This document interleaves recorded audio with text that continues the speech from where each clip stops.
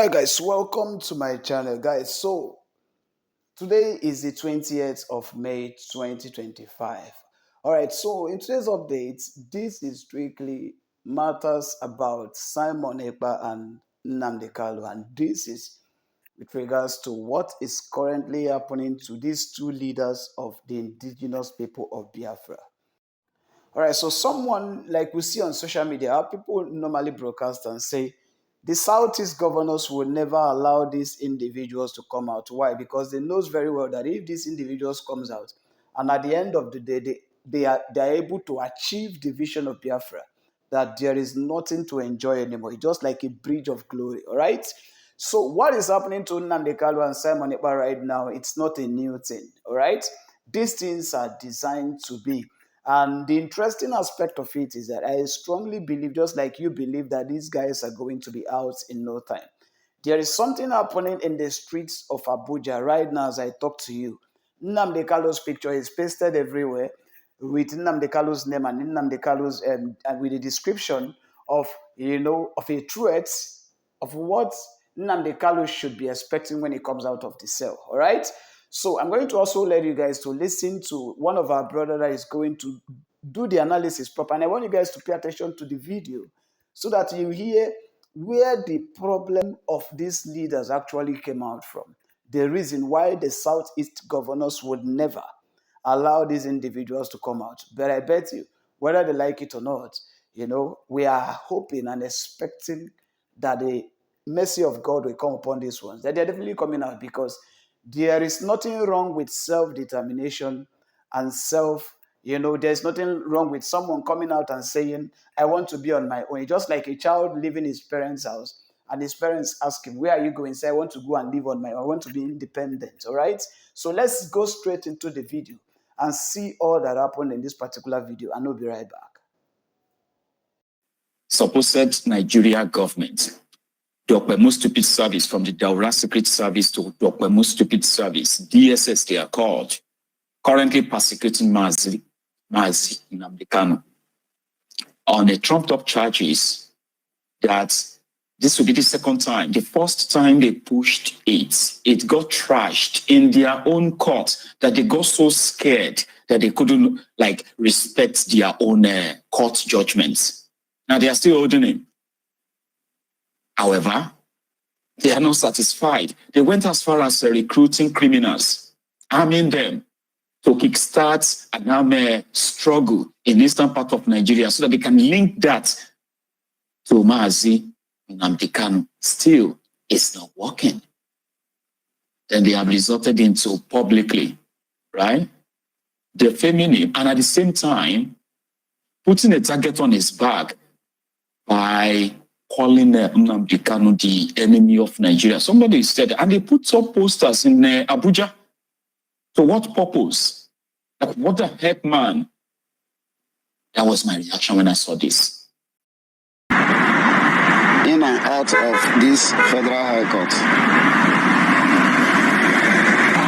Abuja, these posters you see here.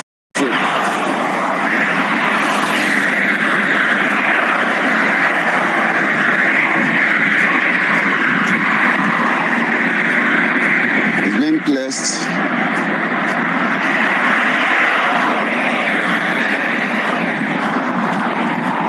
all around the Federal High Court. Look at them.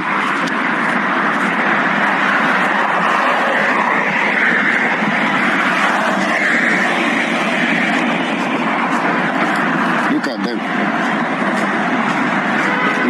Not one, not two. You go to Secretariat, the same thing. You go to Use Market Junction, the same thing. You go to Bega,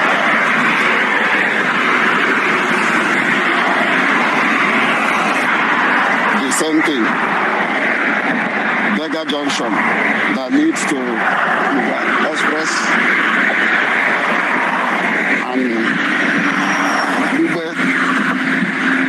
and Otako and same thing happening.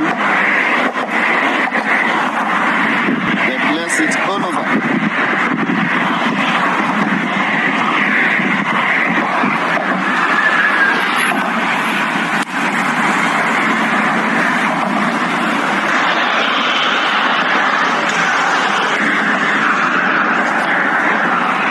This video, I'm making it today, 15th of May, 2025.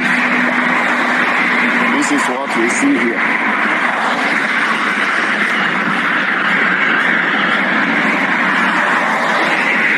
Calling a leader of a peaceful movement a terrorist. Where does he count?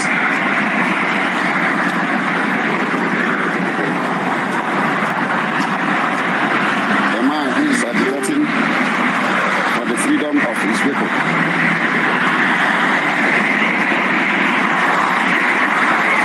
This is what we see.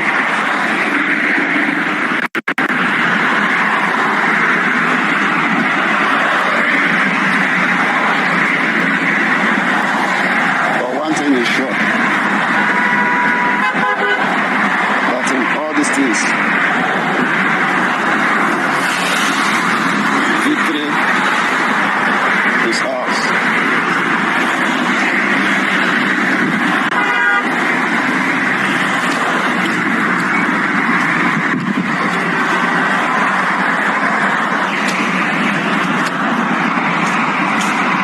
Thank you. This is Federal High Court. So they put up posters around Abuja to call Mazi Nnamdi Kanu a terrorist, a dangerous person. I want to try and see if I can put the screenshot of that, screenshot from that video. Let's see if I can put one up that is readable. You know, it's like so fast enough that could barely, pick the content. Let's see if this one is readable. It's still very much terrible. Yeah. So,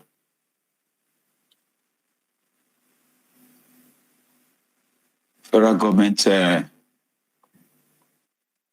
what's this again? Anyway, what they are putting out there is to portray Nnamdi Kanu as a dangerous person that Nigeria cannot afford, right, to let him go.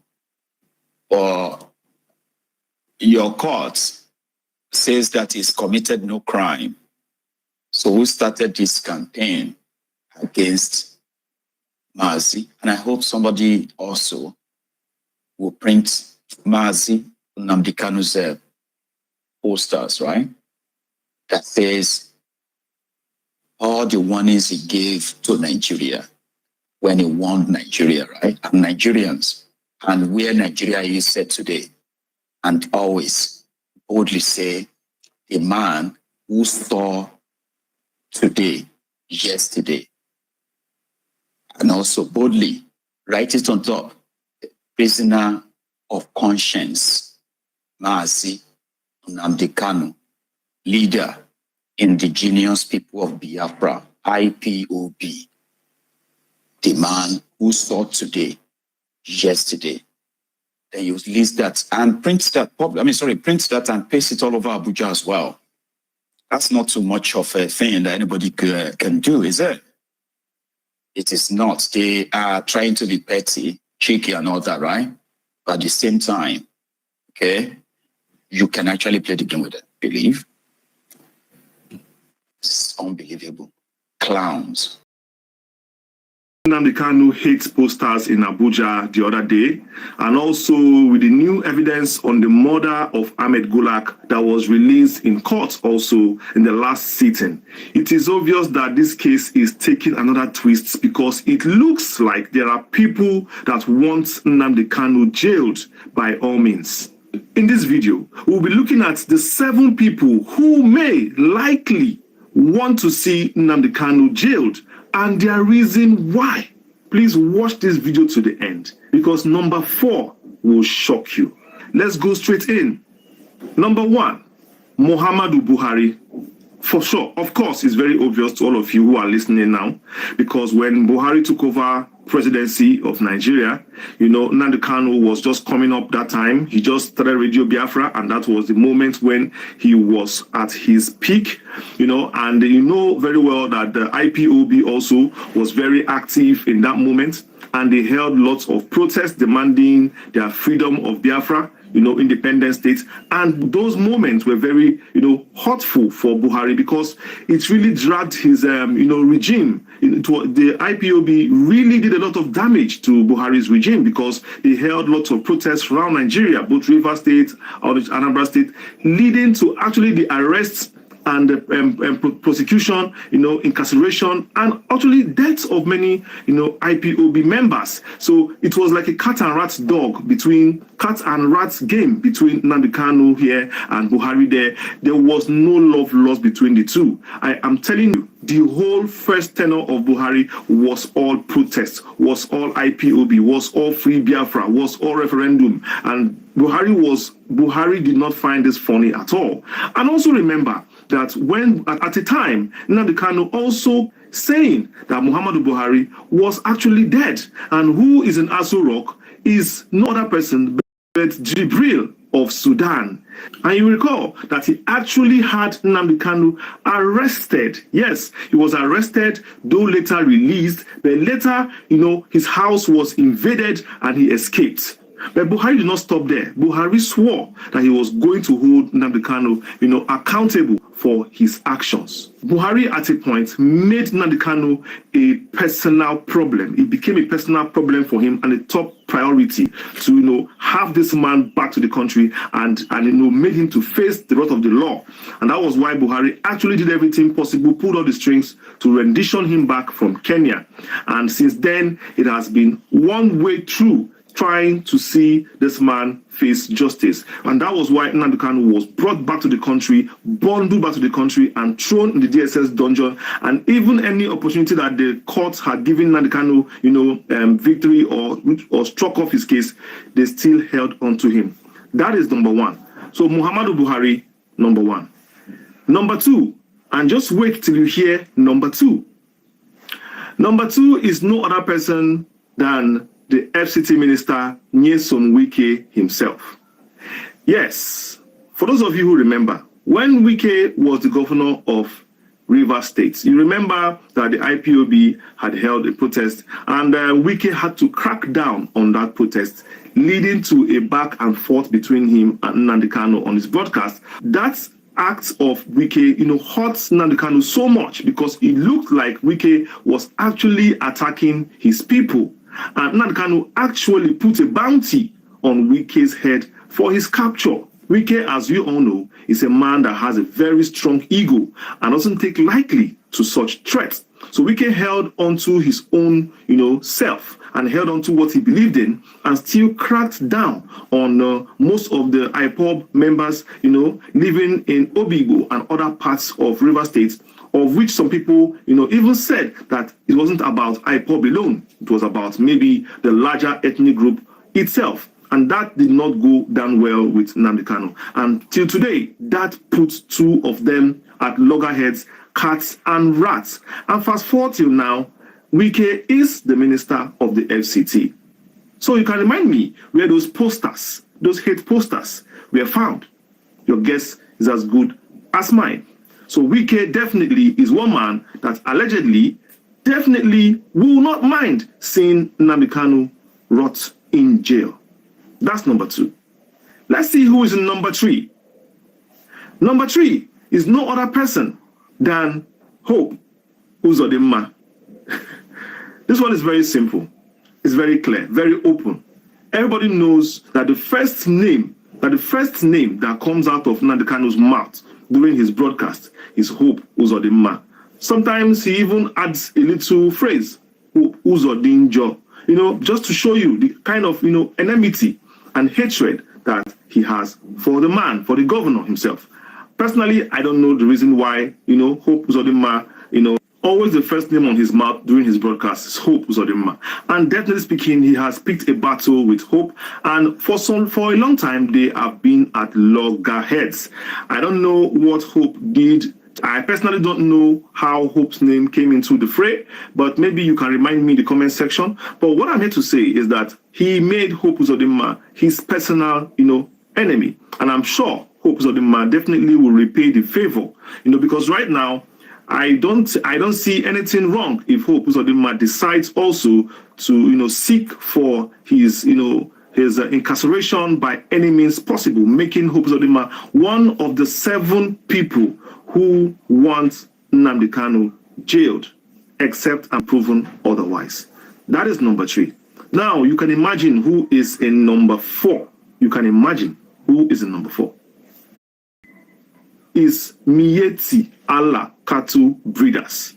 Definitely, this one is a very strong one, which you all know, because Nnamdi Kanu set up the ESN, and the job of the ESN is to protect the farmers in the bush. And definitely, that there's always been clashes between the farmers and the herders, and the herders are a part of the Miyetti Allah Cattle Breeders Association.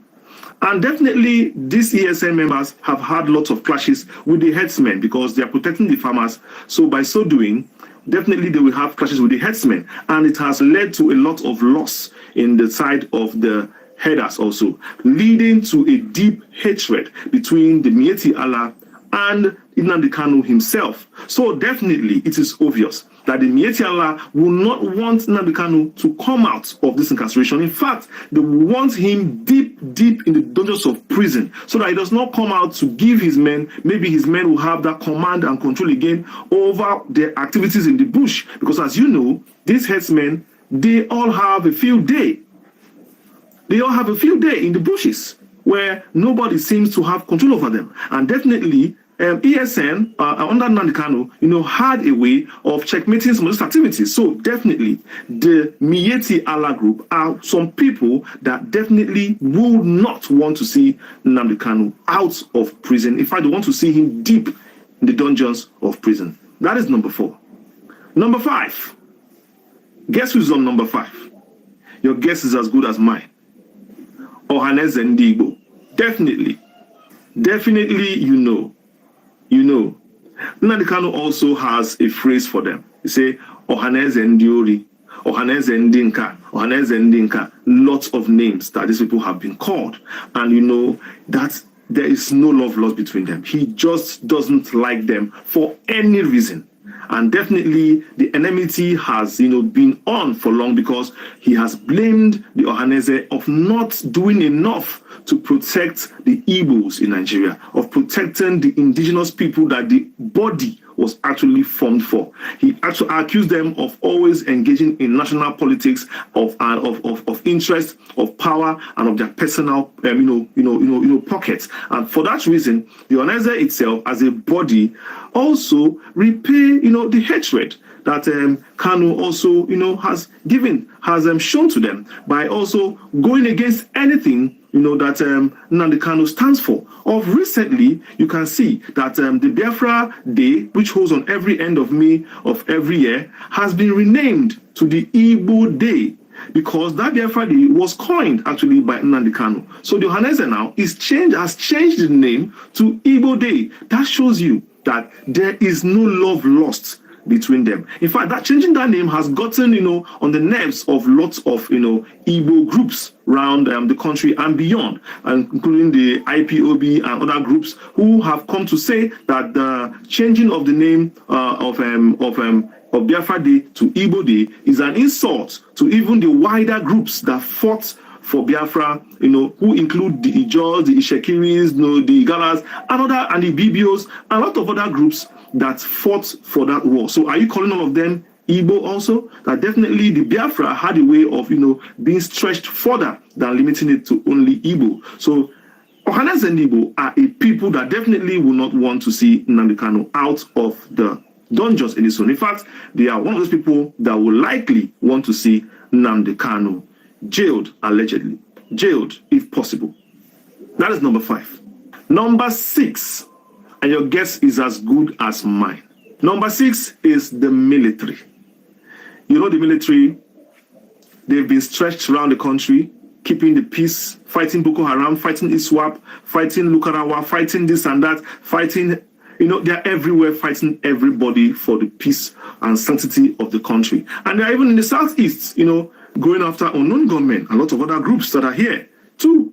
And they will not want, Kanu out, because definitely they have lost some of their men. And, there are a lot of groups they fight. So definitely getting rid of one particular group will not be that bad for them, because, the lesser they have to fight, the better for them. As already, Simon Ekpa has been, restrained in Finland, and Nnamdi Kanu is being restrained in Nigeria. Definitely, they will also want to maintain the status quo, because they seem to be having the upper hand in this fight of insurgency, mostly in the country. So they will not want to see him out, because definitely they claim that lots of their men have lost their lives due to the activities of this of the fundamentalists, and it is not going to be productive enough to see the leaders of these groups be released. So the military will see it as a victory if Nnamdi Kanu is actually sent to prison. So the military is on number 6. Now guess who is on number 7. Guess. On number 7, last but not the least, is the Southeast governors. Definitely, they can never be two masters in the same ship. Nnamdi Kanu's voice, presence, and everything, except you want to tell lies, Nnamdi Kanu's voice is a very strong voice. Mostly in the Southeast, people listen to him a lot. And I'm telling you, if you are a governor, you will not want somebody who gives order and your people obey. You would like it to be your own order. So definitely, the Southeast governors, as always, have not shown, enough for the people to believe that they actually want this man actually out of this place. So definitely, silence, as they say, means consent. If they have not done enough to make sure that this man comes out of this dungeon, it's also possible that they do not actually want him out. And if possible, he goes to prison, they will not mind. So definitely making them in the list, though on the last log of the list, but they are still in the list, because I tell you that they will not want Nnamdi Kanu out, because Nnamdi Kanu, somehow people see him as a very contradicting person, conflicting person, because he has been released before, and definitely he still held meetings in his country home, and leading to the army, he still held broadcasts there, leading to the army coming to, find him there, leading to the army coming to his place to carry out that kind of activity they did. So bringing him out now, will it stop him from also doing the same thing, particularly, some of them may be destroying the structure of their states. So these are things that the governors will look at and say, no, we don't want this man back. In fact, keep him there where he is. Keep him for now, just keep him there. So there are lots of things that keep Nnamdi Kanu where he is today. Going by all the things that are happening right now in this case, looking at the posters that were, it looks as if there are people who are trying to pad this case as much as possible, with enough evidence, with enough sentiment, with enough sympathy from every corner that will sway both public sentiment and physical evidence, in the favor of the prosecution and against Nnamdi Kanu because of interest. And definitely speaking, these names that are called here, definitely one way or the other, except and proven otherwise, and except they have actually forgiven him, except, definitely, I don't see any one of them here who wishes Nnamdi Kanu out of this prison. In fact, it's very possible, is highly possible that they, one or all are involved, in seeing that this man, goes to jail. And chief of which, number 4, number 1. Chief of which, number 4. That is my take. So tell me in the comment section, tell me which one or more of the people listed here are responsible for his travels or may want to see him rot in jail. Maybe if there's anyone I did not write here, you can also drop it in the comment section and tell me what you think. Because definitely speaking, there is more to this case than the eyes can see. Anybody committing crime cannot go scot-free. I swear it. They cannot go scot-free. Anybody involved in any type of crime in the East cannot go free. And they're doing it because I'm in DSS. That's what if I said no idiot can try this rubbish. And they know it very well. They know it very well. And I suspect that some people in government are complicit. Yes. They are making money with insecurity. That's correct. They're making money with it. They know Nnamdi Kanu is outside. In 2 minutes, this nonsense will stop. Who is the idiot? Who is the bagger? That will speak when I'm talking. Who is the fool? Who is the idiot? I ask. That I give an order in the East and any idiot will counter it. Who is the bastard? I'm asking you. Nobody can. Sir, are you I'm Nnamdi Kanu. No. Who is the idiot? Come out of this nonsense, this mess. 2 minutes only. There'll be peace. Only 2 minutes, I guarantee you. And tranquility. And there'll be peace in the East.